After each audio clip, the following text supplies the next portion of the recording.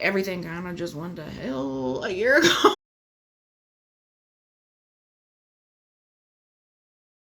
Hello, welcome back to Road Tripping with Rachel. I'm Rachel, and you get to join me while I road trip through the Bible, through life, and my travels while I am out on the road.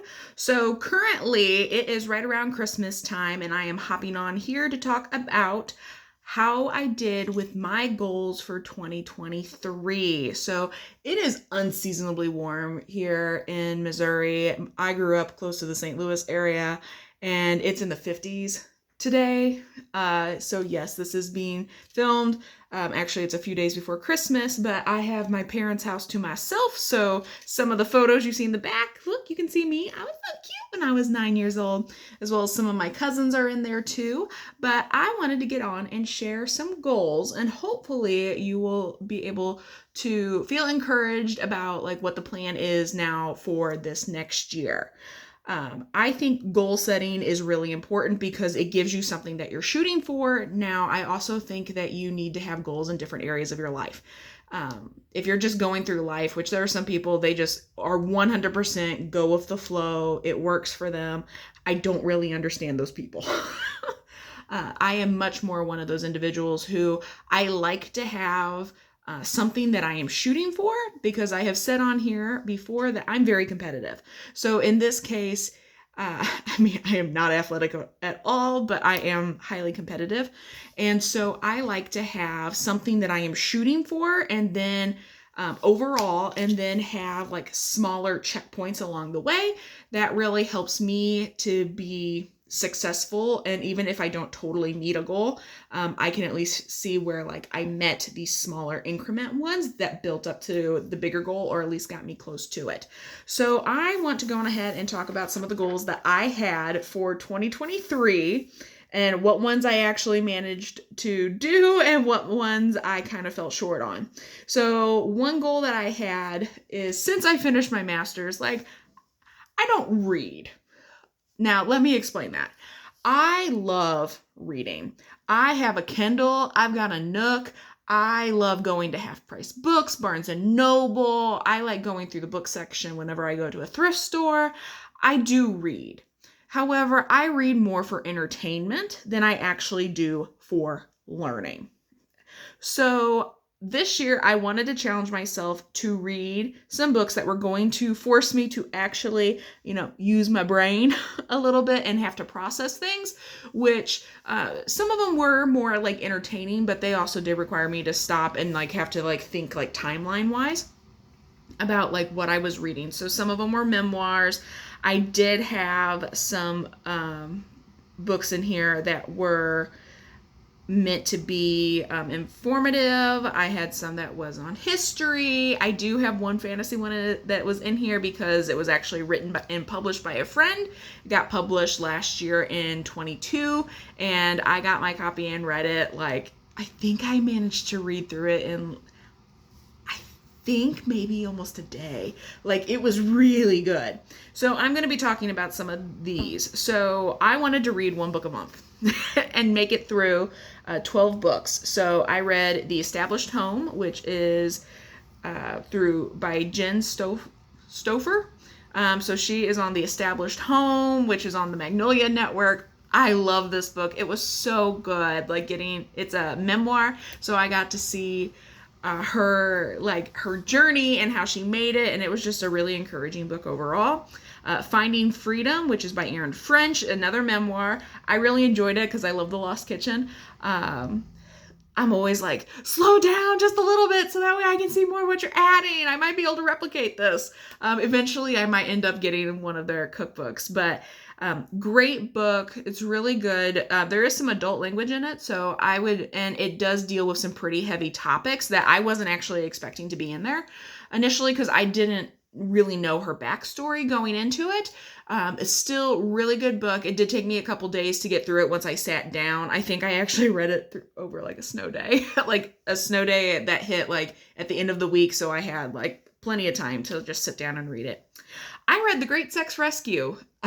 So that was by Sheila Ray Gregoire. Now you might say, Rachel, why would you read that? You're not married. And I'm like, no, I'm not. But this was basically a giant research project that was done. They surveyed I think it was 20,000 married women, and they cover a lot of topics that I don't involving sex and sexuality that are not discussed in the evangelical church very openly. And when they are, it's from a very specific view. And so I thought it was really great just to be able to go through and read the book and see here's the statistical data that shows this is what a teaching 20 years ago has now done to women who are my age and older, who grew up within the purity culture. I grew up at tail end of purity culture, so some of these ideas were things that I had heard before, but not the extreme versions that a lot of the women had grown up with that were actually surveyed. So really great book. I would encourage you to definitely get on and read that one. I thought, and even if you don't necessarily agree with their theological stances on some things, if you have followed any of their other things, I still think that this is really good, and it challenges you to think about what it is that you have been reading, or how you've been acting, or how you've been approaching the whole topic of sex and sexuality. Legacy of the Lost Writer. So this is one that is written by Amanda Henry. She is a friend of mine, and her second book has actually come out. I haven't gotten it yet. It is on my list of things that I'm planning on getting a hold of and reading here this next year. But Legacy of the Lost Writer, it was great. Absolutely loved it. So the next one I did was actually a book study I did at my job. I really enjoyed it. I actually picked it, and it is written by a field mentor I had while I was in seminary, is Breathing New Life into Sunday School. That's by Ken Brady. Really, really good. Like I said, I work in admissions. I'm a director of admissions, and really, recruitment for a university is not all that different from recruitment for your Sunday school and small group classes. Most churches don't ever think about it that way, but that is really what it is. So it talks about strategies and things that you can do to be following up with people, either as they're coming and visiting, or how you can invite them and how you can actually incorporate them and network with them. It was great. I actually got a deal on them. I don't remember through who I ordered them through, to be perfectly honest. Might have been Lifeway, I think. But I got 10 books for, I think it was $50. So that's actually a really good deal when you realize that that's $5 a book. Lewis on the Christian Life. So I am still reading this one right now. I'm more than halfway through it. I chose to do this one on audio because I have been running around quite a bit here.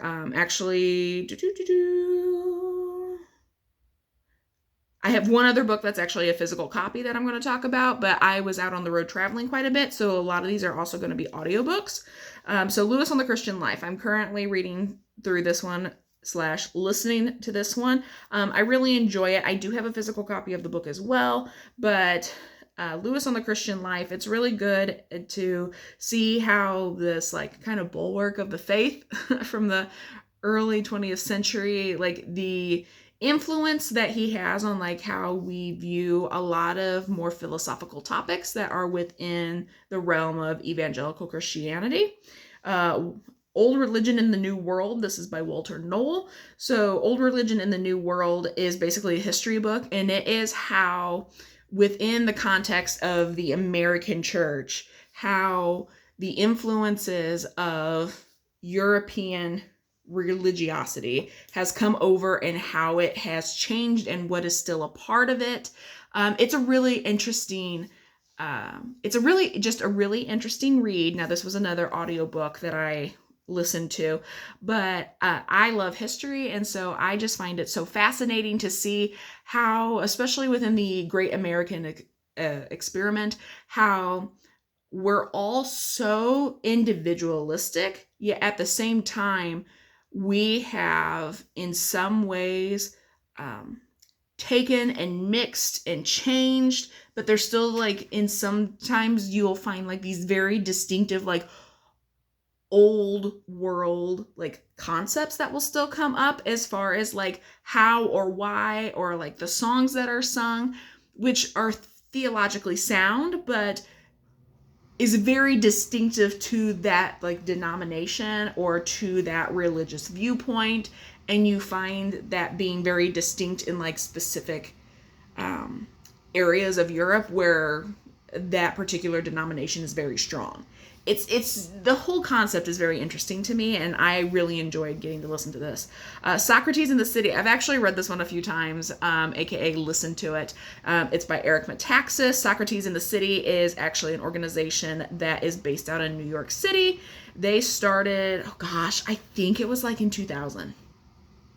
I think so, because they've been around for quite a while now, and it's the idea that we need as Americans to learn how to think. I actually stumbled across them during my year of unemployment while I was in seminary, and I really enjoyed being challenged by some of the people that they have on and getting to listen to them, because I don't always agree with them, but they are much more intelligent minds than mine, and they come from all different backgrounds, different faiths, different and by faiths I'm talking like different denominational standpoints, different viewpoints, different political viewpoints as well. It's a really great read if you manage to get a hold of a copy of that book.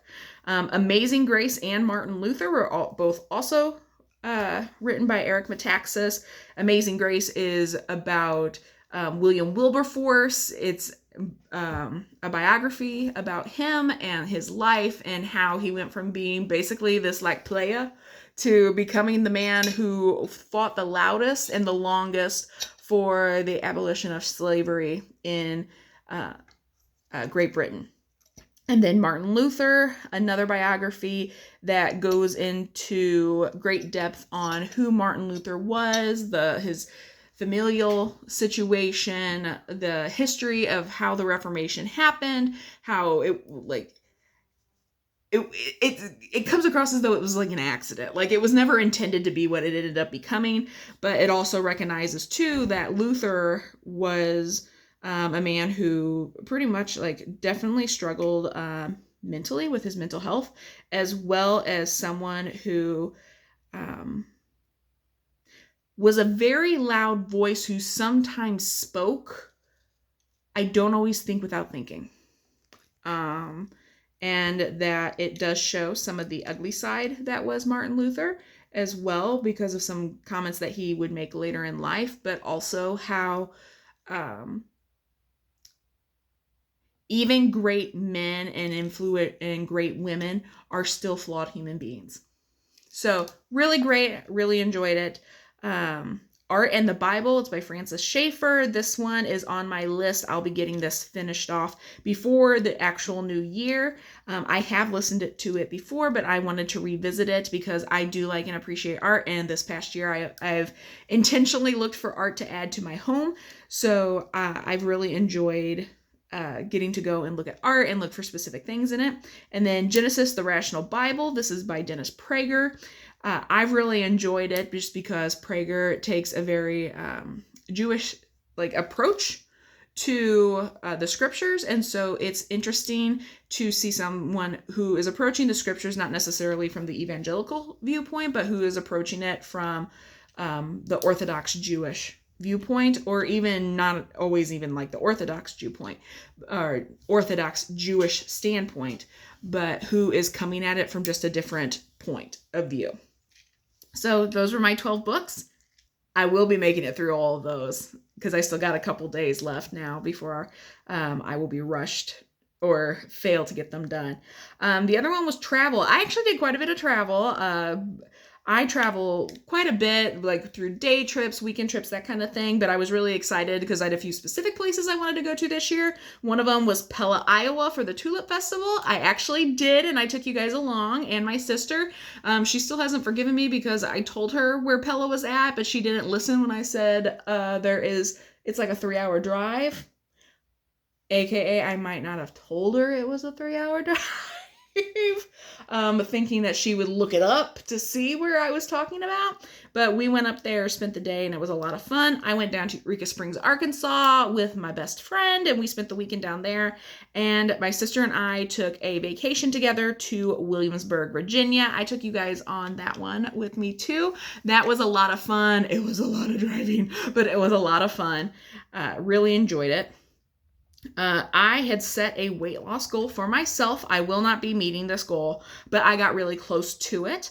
My goal was to try and get down 50 pounds. I actually got down 40. So that was really exciting for me to be able to meet that goal. Now, part of that has been, as I've kind of talked about on the channel previously, has been like I made the decision to go on some medication, but then I also had to get the experience of battling with my insurance company with being able to get it. And then, but now that like that's been sorted out, like I have been getting gradually healthier as far as like losing the weight is going. My YouTube channel, like obviously you guys are up and going. I'm filming this and posting this at this time that I'm filming this. I have 31 subscribers, which I'm really excited considering I'm like, there's just this random girl in the Midwest who decided to do this just to kind of meet her need to talk about Jesus and to get into teaching, and who just enjoyed travel and wanted to make the most of it. But it's been a lot of fun. I also have created a blog, and there's actually an official Road Tripping with Rachel website. So roadtrippingwithrachel.com. That's where I post my blogs. Now the website is not fabulous. I have some goals to try and make it much better, but for someone who has no background in computers or creating websites, like I'm quite proud of it, you know. Quilt progress. So I am going to be purchasing the batting and the backing before the end of the year, and hopefully I will be able to begin the attachment process. I just wanted to make progress on it. I have not touched my quilt since last year. I spent so much time trying to get that sucker done. This has been an ongoing project. I've been working on it for 9 years. Now, before you are like, Rachel, I've been working on it for 9 years. I've been doing it all by hand. Okay. And it has been my in-between projects just to help keep me entertained when I had nothing else that I was working on. It has become an entity in of itself. And now it has become a point of pride that I am going to finish it all by hand. That has become just a pride point for me. I also wanted to be able to do 2 5Ks this year. Didn't happen. Mainly because I was so busy trying just to get some really healthy habits in with my doctors and getting medication worked out. That was one thing. Also, weather plays a really big part in that. I ended up having to travel a lot more for work and do overnight things than what was initially planned a year ago. Everything kind of just went to hell a year ago, like with work, as far as like me being able to schedule things for myself personally that weren't in the summer. And so I did not get to do the 2 5Ks. However, I did actually train for them. And so one of the things that I did was I actually went through Metal Mad, which is pretty cool, not sponsored at all, but you can do like all these competitions and you can get like medals and pins and things like that. So I actually did a 100-mile challenge as a way to help me like prepare to be able to do the 5Ks. It's just things didn't work out in my favor the way I had initially planned them. So these are some of the goals that I had for 2023, but I really quick want to talk about some of my goals for 2024. Now, I'm not going to get super specific with them, simply because they're my goals, and I don't think the world necessarily needs to know them until like I choose to share them. But some of them are going to be actually divided into 4 different categories. I have a professional goal that involves the channel and my website. I have some financial goals that I am setting for myself. I have some travel goals. My sister and I are starting to talk about what we want to do this summer, and I'm starting to think about some of the places that I really want to go. And then I have some just general personal goals that I want to be able to get through.